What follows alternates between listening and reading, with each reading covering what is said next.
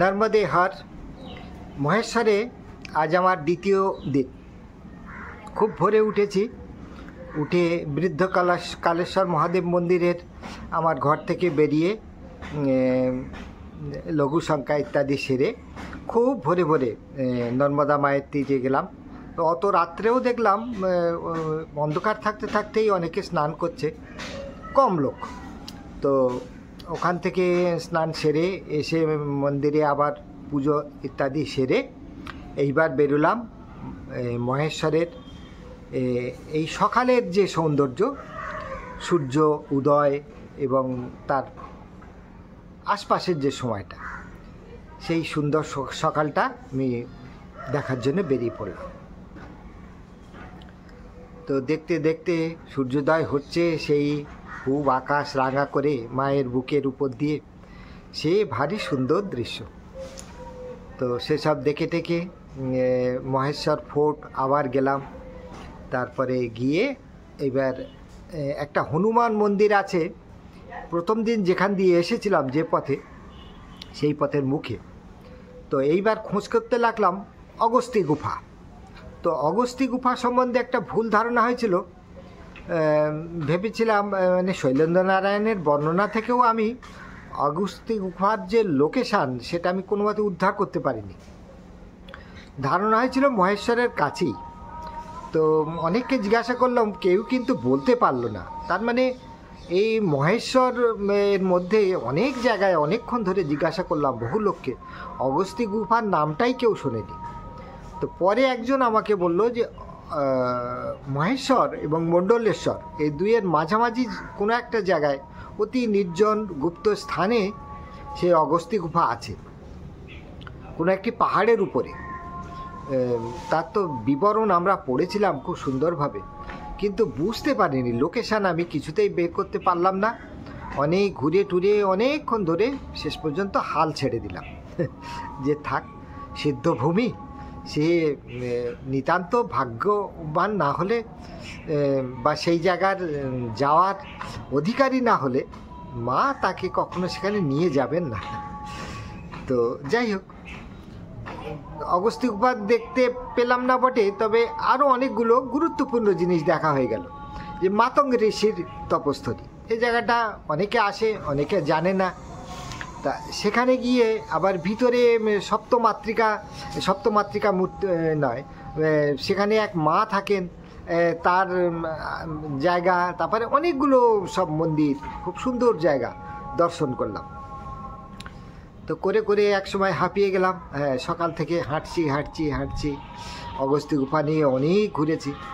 তো ভাবলাম যে পায়ের তো ব্যথাটা খুব একটা কমছে না, তা জুতোটা পাল্টালে খানিকটা সুবিধা হবে, জুতো পাল্টে ফেলি। তো জুতোটি খুব একটা পুরাতন হয়নি, কিন্তু বেশ ভারী লাগছে, বিচ্ছিরি লাগছে, পায়ে বেঢপ। তো জুতোর দোকান অনেক দূরে, সেই গলি বেয়ে হাঁটতে অনেক দূর গেলাম। সে রেল স্টেশনের দিকে যেতে হয়। তারপরে গিয়ে অনেক দূর গিয়ে একটা দোকানে সুন্দর হালকা দেখে পায়ের মাপের জুতো পেয়ে গেলাম। জুতো কিনে বেরোতেই দেখি একজন বয়স্ক বলেই মনে হলো, কিন্তু বয়স আমার থেকে কমই হবে। তো সে আসছে, এক মহিলা, খুঁড়িয়ে হাঁটছে, আর অনেকগুলো বোঝা এলোমেলোভাবে পিঠে নিয়ে, সে চলতে পারছে না। আমি বললাম, মা আপনি কোথা থেকে? তা পরিচয় দিলেন, তিনি হচ্ছেন কল্পনা নেউলেকর, মহারাষ্ট্রে বাড়ি। তার ঘর সংসার পরিবার সবই আছে, নাতিপুতি, তারাও সবাই তাকে ভালোবাসে, কিন্তু সমস্ত কিছু এই সংসারের মধ্যে তিনি যেন অনেকটা একা। নিজের মতো সেলাই ইত্যাদি করেন, কারোর উপরে নির্ভরশীল নন, এবং যে উপার্জন তিনি করেন সেই উপার্জনটা তিনি সৎ কাজে ব্যয় করেন, আর প্রতি বছরই বেড়াতে বেরোন। ভারতবর্ষের বহু স্থান, চারধাম, তারপরে আরও অনেক জায়গা, আমরাও সেসব জায়গায় যেতে পারিনি। তো তিনি সব ঘুরেছেন, হিমাচল, তো অনেক জায়গা ঘুরেছেন। তো এবারে উনি এসছেন নর্মদা পরিক্রমায়। তো নর্মদা পরিক্রমা তো বড় কঠিন ঠাঁই। তো এখানে কিছুই জানেন না, কোনো তীর্থ সম্বন্ধে কোনো ধারণা নেই, অনেক খারাপ লোকের পাল্লাতেও পড়েছে, সেসব গল্প করলেন চলতে চলতে। তা দুজনে ওখান থেকে চলে আস্তে আস্তে বললাম, তো আপনার তো প্রথমে একটা আশ্রয় দরকার, কোথায় থাকবেন ঠিক করেছেন কিছু, জানেন কিছু? তারপর না বাবা তুমি একটা জায়গায় নিয়ে যাও। তা বললাম ঠিক আছে, আমি তো আছি বৃদ্ধকালেশ্বরে, তো বৃদ্ধকালেশ্বর জায়গাটি একটু অপরিচ্ছন্ন মায়েদের পক্ষে তো বটেই, তো চলুন ভালো জায়গায় নিয়ে যাই বলে ওনাকে ওই বৃদ্ধকালেশ্বর মহাদেব মন্দিরের পাশেই সপ্তম মাতৃকা মন্দির, ভারী সুন্দর ঝকঝকে আশ্রম, ওইখানে ওনাকে নিয়ে গেলাম। আর ওখানকার যে সন্ন্যাসিনী বা সন্ন্যাসী যিনি আছেন তার সঙ্গে আলাপ করিয়ে দিলাম যে ইনি থাকবেন, আমি বৃদ্ধকালেশ্বরে আছি, এই মা আপনাদের এখানে থাকলো। তো ওনারা আবার ওখানে সকালে বালভোগ করালেন। তো এই কল্পনা মায়ের সঙ্গে এরপরে আগামী প্রায় 1 মাস মতো পথ তার সঙ্গে সঙ্গেই চলবো, নানা সুখ দুঃখ, হ্যাঁ, শারীরিক অসুবিধা, হ্যাঁ, তারপরে বন জঙ্গল পাহাড় ভেদ করে সব দুর্গম স্থানে জায়গা। তো আজকে একটা গুরুত্বপূর্ণ দিন বটে, কিছুদিনের জন্য একজন সাথী পেলাম, হ্যাঁ, যেমনই হোক আমরা দুজনেই বয়স্ক। তো এই ঘটনা। তারপরে ওনাকে বললাম চলুন যেতে যেতে কয়েকটা স্থান দেখিয়ে দিই। তো ওই যেতে যেতে না মায়ের পাড় দিয়েই গেলাম, গিয়ে কয়েকটি জায়গা দেখিয়ে দিলাম, এই জায়গাগুলো আপনি এসে ঘুরবেন পরে ফাঁক মতো। তাহলে বাবা তুমি বিকালের দিকে এক সময় এসো, তাহলে দুজনে মিলে একবার বেরোনো যাবে। আমি বললাম ঠিক আছে। তো বিকালে এসে তখন প্রচণ্ড ঝাঁঝা রোদ্দুর ছিল, তো বেরিয়ে বললাম যে এ তো প্রচণ্ড রোদ্দুর, মায়ের তীরেও এখানে খোলা জায়গায় দাঁড়ানো যাচ্ছে না, তো চলুন কোনো মন্দিরে গিয়ে বসি টসি, তারপর আরেকটু বিকাল হলে তারপর বাকিগুলো সব রাজরাজেশ্বর মন্দির ইত্যাদি দর্শন করব। আমি সকালে দর্শন করেছি। তো উনি বললেন যে এক কুলকার্নি বাবার সঙ্গে দেখা হলো, উনি আসতে বলেছেন চলুন ওখানে ওনার কাছে যাই। এইবার কুলকার্নি বাবার কাছে গেলাম। কুলকার্নি বাবা এখানে কিন্তু খুব পরিচিত, তিনি থাকেন ওই যে মাতঙ্গেশ্বর মহাদেব ঠিক তার উল্টো দিকে, এর মাঝখানে রাস্তা গেছে, আর ঠিক রাস্তার উল্টো দিকে একটা উঁচু জায়গাতে। তা গেলাম, গিয়ে ঠকঠক করলাম, তিনি চা খাওয়ালেন, হ্যাঁ, আর ওনার চালার নিচে, চালার ঘরের ছাদের উপরে চালার নিচে একটি সাপ থাকে, তা উনি দেখালেন, সাপটি ড্যাব ড্যাব করে আমাদের দিকে তাকিয়ে তাকিয়ে দেখছে। তো বললেন ওই দেখো সিসিটিভি ক্যামেরা কিন্তু, দেখলাম। তো সেই কুলকার্নি বাবার কাছে একটা আরেকটি নতুন জিনিস দেখলাম, সেটা হচ্ছে পারদলিঙ্গ। তো পারদলিঙ্গটি উনি ওনার একান্ত পূজনীয় শিব, সেটি হাতে নিলাম, বেশ ভারী, অনেকটা ওই অ্যালুমিনিয়াম ধাতুর মতোই এরকম চকচকে, তো তরল নয়। হ্যাঁ, তো পারদলিঙ্গ কেমন হয় বা ইত্যাদি আমার জানা নেই, তো তিনি বললেন যে এটি পারদলিঙ্গ। তো দক্ষিণ তটেও একটি মন্দির ছিল, ওই যেখানে ওই শ্মশানেশ্বর শিবের কথা বলেছিলাম, তো সেখানেও এই পারদলিঙ্গ দেখতে আমার যাওয়া হয়নি, নানা কারণেই আমি যেতে পারিনি। তো এই কুলকার্নি বাবা মানুষটি ভারী সুন্দর, সকলকে খুব সাহায্য করেন, সুন্দর কথা বলেন, কথা বলতে ভালোবাসেন। উনি এক বাঙালি পরিক্রমাকারী এসেছিলেন, তো তার সঙ্গে আলাপ হয়েছিল, সেই কথা বললেন, আমি বাঙালি শুনে। তো এই সারা দিনটা এইভাবে গেল। তারপরে এই করতে করতে আর মায়ের সঙ্গে আর ঘোরা হলো না আজকের। তো আমি ওখান থেকে আবার ছেড়ে আসলাম, আবার আসলাম মায়ের ঘাটে নর্মদা তীরে। এসে আবার বাকিটা অনেকক্ষণ ধরে ঘুরলাম, অন্ধকার হয়ে গেল, তখনও নদীর তীরে আছি বসে। সন্ধেবেলা সূর্য ডুবে গেল, সেখানে দেখলাম আবার, কতদিন দেখেছি, তো দেখে যেন এই মহেশ্বর ফোর্টের দক্ষিণ তীরে যেখানে মা আছেন, সেই মায়ের তীরে বসে একান্তে সে যে কি শান্তি, হ্যাঁ, অদ্ভুত অদ্ভুত। মানে দুটো দিন কোথা দিয়ে কেটে গেল, মনে হলো আরও কয়েকদিন কাটিয়ে যায় এখানে, এই সুন্দর। কিন্তু তাই বলে থেমে থাকলে হবে না, তো এখনও বহু পথ যেতে হবে। তো আগামীকাল আরও সুন্দর সুন্দর জায়গা মণ্ডলেশ্বর যাব এবং কল্পনা মা সাথে থাকবে। নর্মদে হর। নর্মদে হর আজ 9 মার্চ রবিবার। তো সকাল সকাল নর্মদা মায়ের এখানে তীরে গেলাম, স্নান করলাম, তারপরে পূজা অর্চনা সব করার পরে এখন চলেছি অগস্ত্যি গুফার দিকে। তো আজকের অগস্ত্যি গুফা দর্শন করব আর টুকটাক নিজের কাজ আছে সেগুলো করব। তো অপূর্ব স্থান এই মহেশ্বর।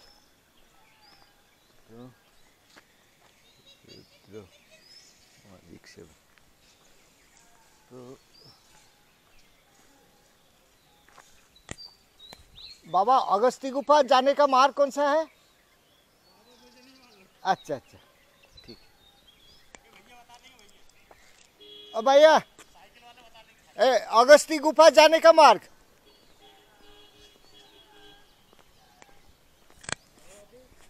अगस्ती गुफा जाना है। अगस्त मुनि का गुफा वो है अपना मार्कंडे ऋषि का है यहाँ पे।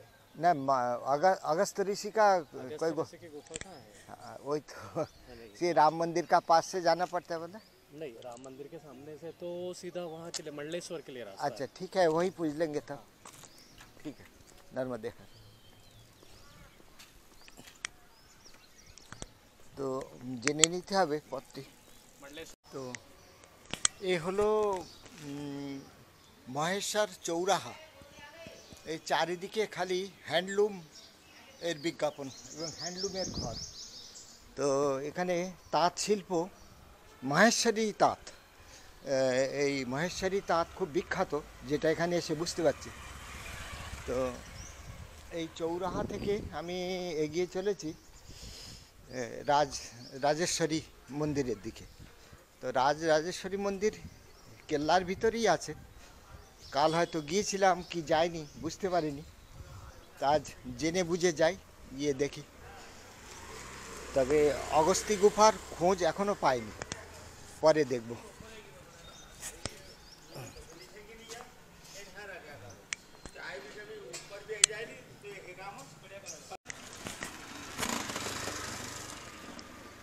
এখন রাজেশ্বরী মন্দিরের দিকে যাচ্ছি, মহেশ্বর ফোর্টের উত্তর দিক দিয়ে। তো এই ফোর্টের এই দেওয়ালে বিশাল আকৃতি ফাটল ধরেছে এখানটা। তো কাল ওখানেই দেখছিলাম একটি বিজ্ঞাপন ছিল যে বিপজ্জনক এই জায়গাটি। তো বিশাল এক ফাটল উপর থেকে নিচ অবধি দেখা যাচ্ছে। তবে এমন বিপজ্জনক নয় যে এক্ষুনি ধসে পড়বে, এখনো কত হাজার বছর এমনিই টিকে থাকবে। তারপর ভিতর দিয়ে গাছপালা শেকড়ও আছে দেখা যাচ্ছে। তো এই বিশাল মহেশ্বর ফোর্টের আরেকটা অংশ দিয়ে আপাতত যাচ্ছে। তো এই দুর্গটি এত বিশাল যে এ দেখে শেষ করা মুশকিল। কালকে 2 ঘন্টা ধরে হয়তো এর 100 ভাগের 1 ভাগ মাত্র দেখেছি। তো ধীরে ধীরে এখন উপরের দিকে যাচ্ছি। আর চতুর্দিকে খালি বিভিন্ন হ্যান্ডলুমের বিজ্ঞাপন, এই যেমন গুজরাটি হ্যান্ডলুম, তানাবানা মহেশ্বরী হ্যান্ডলুম। তো এই তানাবানার খুব নাম আছে এখানে। তো এই এসে গেলাম মহেশ্বর ফোর্টের মুখের প্রধান গেটে। এইবার এখান থেকে ভিতরে এগিয়ে যাব।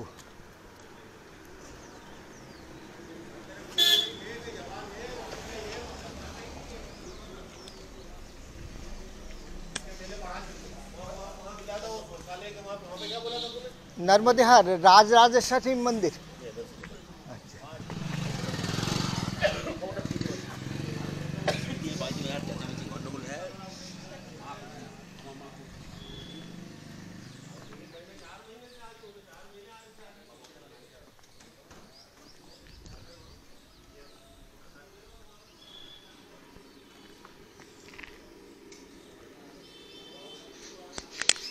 भैया राजराजेश्वरी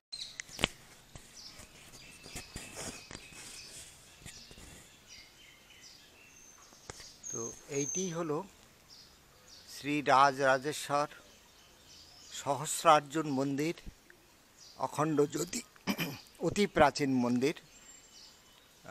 ভিতরে শিব ঠাকুর আছেন, তো শিব ঠাকুর দর্শন প্রণাম করলাম। তো এই রাজরাজেশ্বর মন্দির অত্যন্ত প্রাচীন, আর এইটি সম্ভবত সহস্রবাহুর মূর্তির প্রতীক। সহস্রবাহু তার শক্তির দম্ভে নর্মদা মাতার পথরোধ করার চেষ্টা করেছিলেন, কিন্তু মা সেই সহস্র বাহুকে ভেদ করে সহস্র ধারায় মধ্যে দিয়ে মা পশ্চিমগামিনী হয়েছিলেন। অত্যন্ত সুন্দর এই প্রাচীন ভূমি, চারিদিকে অসংখ্য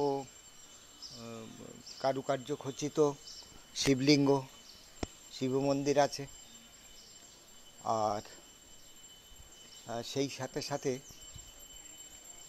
অসংখ্য সব মন্দির দেখা যাচ্ছে, সবই অতি প্রাচীন ভূমি। তো কালকের এর কাছেই এসেছিলাম, কিন্তু স্থানটি দর্শন করা হয়নি। এখানে অনেকগুলো মন্দিরের মধ্যে যেমন বিষ্ণু ভগবান আছেন, সূর্য নারায়ণ আছেন এইখানটায়, আচ্ছা রাম দত্ত মন্দির আছে, আর শ্রী রাজরাজেশ্বর সহস্রার্জুন, এই হচ্ছে সহস্রার্জুনের মূর্তি। এটা হচ্ছে প্রতিমা মূর্তি সহস্রবাহু, রাজরাজেশ্বর সহস্রার্জুন। তো সহস্রবাহু সহস্রার্জুন একই ব্যক্তি ছিলেন, এটা এখন বুঝতে পারলাম।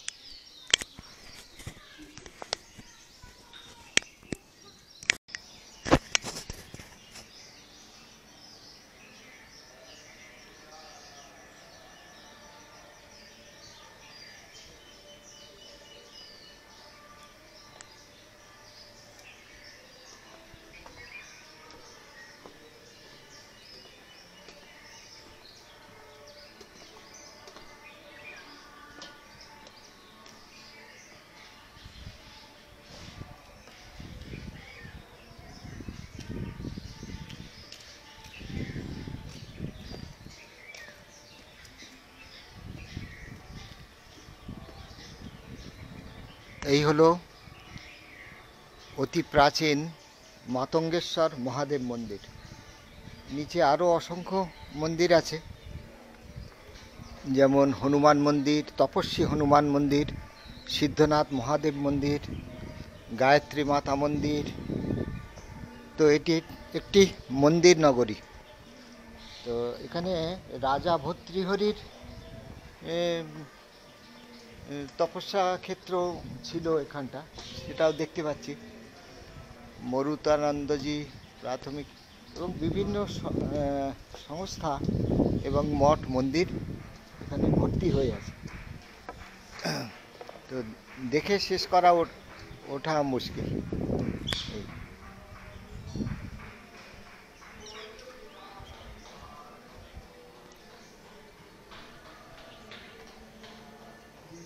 এখানে একটি অতি প্রাচীন একটি স্তম্ভ দেখতে পাচ্ছি। তো এখন এটি জর্জর অবস্থায় আছে, তার উপরে ঘাস লতা পাতা ইত্যাদি হয়েছে। চৈতন্য ব্রহ্মচারী আশ্রম নর্মদা তটেই আছে, আর অনেকগুলো বোট রাখা আছে দেখছি। আর এখানে আছে সিদ্ধনাথ মহাদেব। তো মাতঙ্গ ঋষির এই তপস্থলীটি অত্যন্ত সুন্দর এবং শান্ত, একদম তপবনের মতো।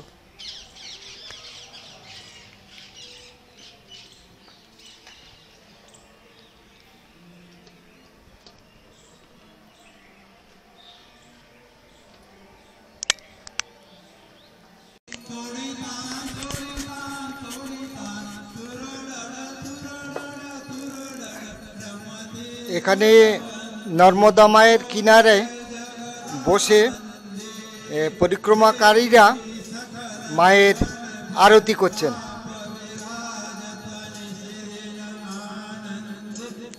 এরা সম্ভবত বাস যাত্রী, তো সকলে নর্মদা মায়ের কিনারে এখানে এসে স্নান করেছেন, তাদের বস্ত্র সব শুকাতে দিয়েছেন, দিয়ে সকলে একত্র হয়ে সমবেতভাবে মায়ের আরতি করছেন। ভারী সুন্দর এই দৃশ্য।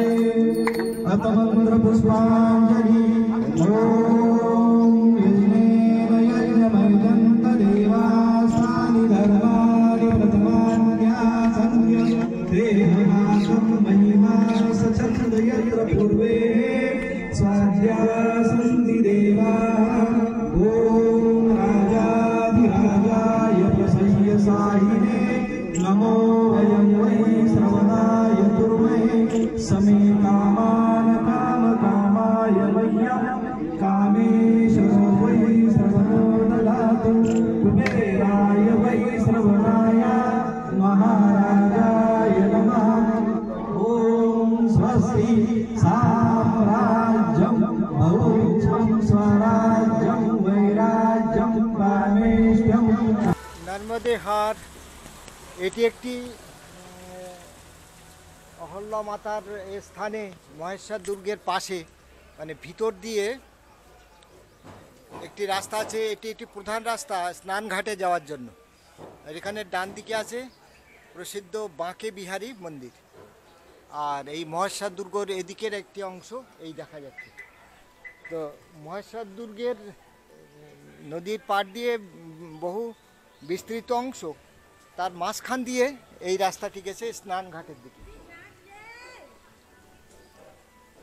তো স্নানঘাটে ওখানে সকালবেলা এখন পূজা পাঠ, স্নান, নানা রকম সব চলছে। আর গোটা শহর জুড়েই মায়ের স্তব, স্তুতি, আরতি, ঘণ্টার ধ্বনি, বিভিন্ন ভক্তি সঙ্গীত সব ভেসে আসছে চারিদিক থেকে। এটি প্রকৃতপক্ষে একটি মন্দির নগরী বলা যায়, সাধন ভজন কেন্দ্র সর্বত্রই চলছে।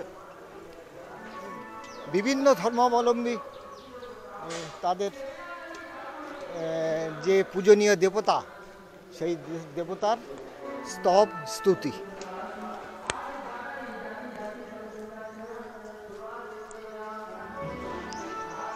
তো এই স্নানঘাটটি শুরু হয়েছে, এইখানেই আছে মহেশ্বরের মূল মার্কেট প্লেস। তো সেই মার্কেট প্লেস থেকে এই রাস্তাটি গেছে স্নানঘাটে।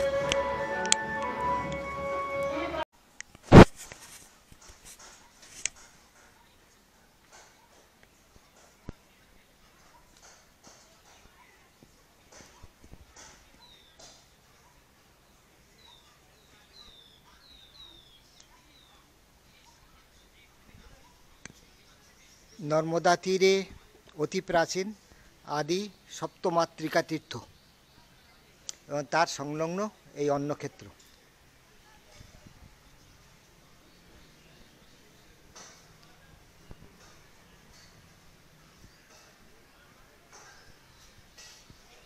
माई तब हम चलते अभी।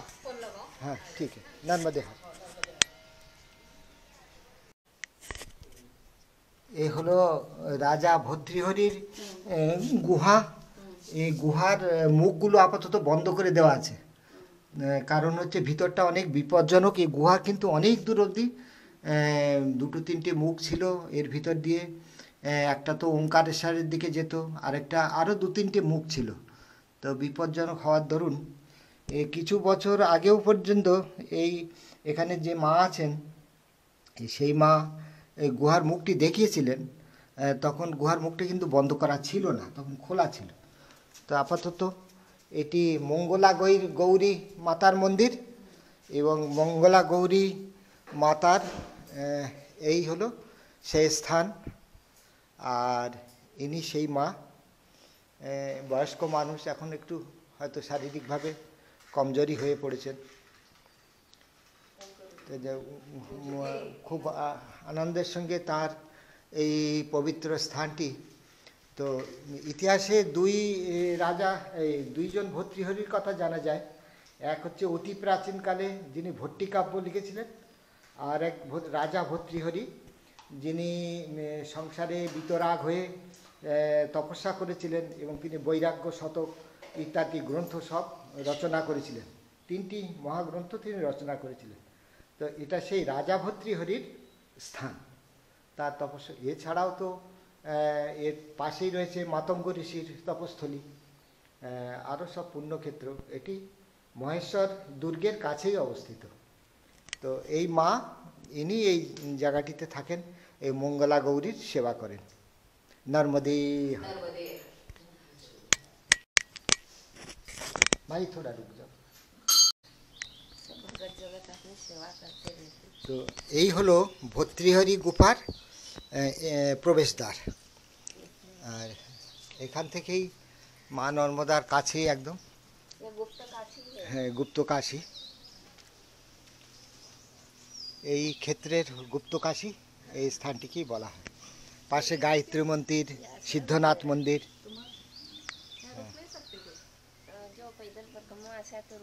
हाँ रखते। हर जगह में पैदल परिक्रमावासी को स्वागत है यही क्षेत्र में। नहीं कोई बात नहीं, जो स्थान में आप है हाँ सुरक्षित है।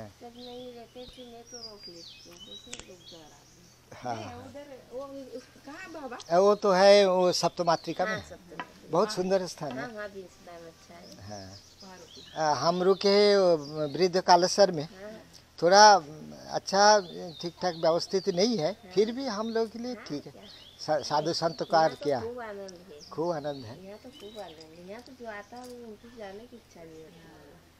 गए अब वहाँ चले, यहाँ एक रात तो निकालना है। अब इनका काल का दिन का है, काल से भी खाली हो जाएगा अपना आश्रम।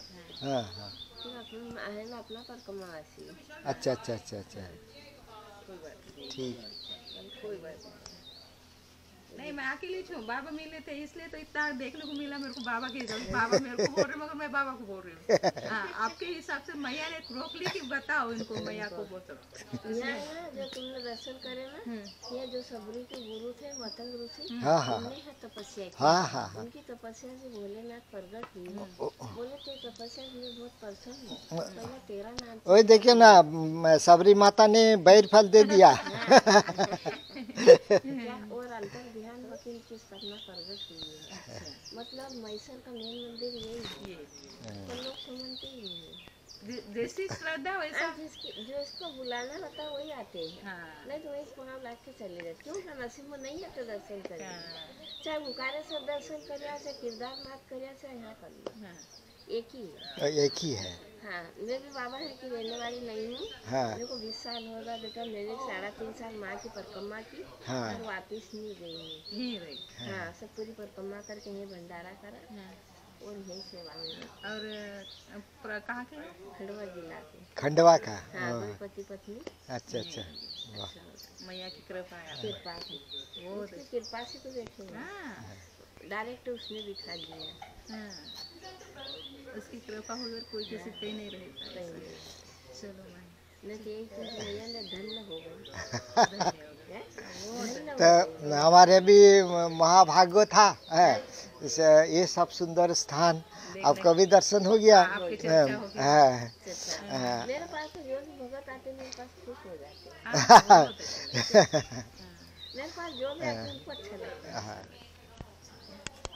ठीक, अब चलेंगे राजराजेश्वरी का पास, वहीं दर्शन।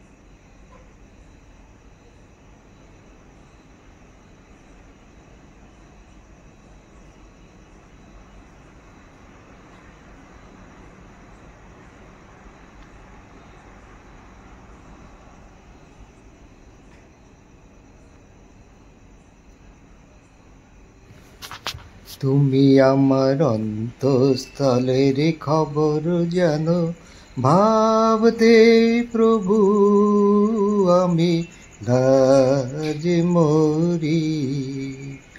আমি দশের চোখে ধুলো দিয়ে, আমি দশের চোখে ধুলো দিয়ে কি না ভাবি আর কি না করি। তুমি আমার অন্তঃস্থলের খবর জানো, ভাবতে প্রভু আমি লাজে মরি। আমি পাপ করে হাত ধুয়ে ফেলে, আমি সাধুর পোশাক পরি। পাপ করে হাত ধুয়ে ফেলে আমি সাধুর পোশাক পরি। সবাই বলে লোকটা ভালো, সবাই বলে লোকটা ভালো, ওর মুখে সদাই হরি। যেমন পাপের বোঝাই এনে মনের আধার কোণে রাখি, অমনি চমকে উঠে দেখি পাশে জ্বলছে তোমার আঁখি। তখন লাজে ভয়ে কাঁপতে কাঁপতে আমি চরণ তলে পড়ি।